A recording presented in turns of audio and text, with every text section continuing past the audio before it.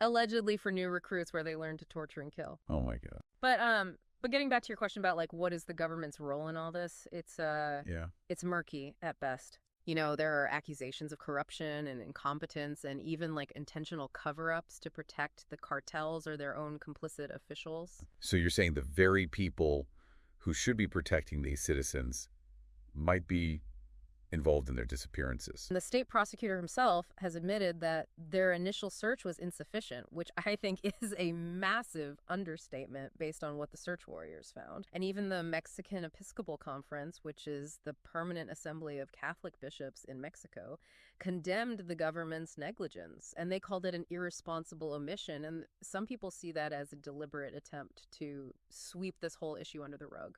It's unbelievable that this is happening, and even more unbelievable that the authorities are seemingly turning a blind eye to it.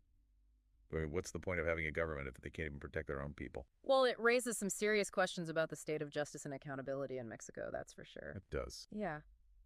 Yeah, it really makes you wonder like what legal recourse do these families even have? Like can they hold the government accountable for these failures? Right. If the authorities are either incapable or unwilling to investigate, what options are even left for these families who are just desperate for answers?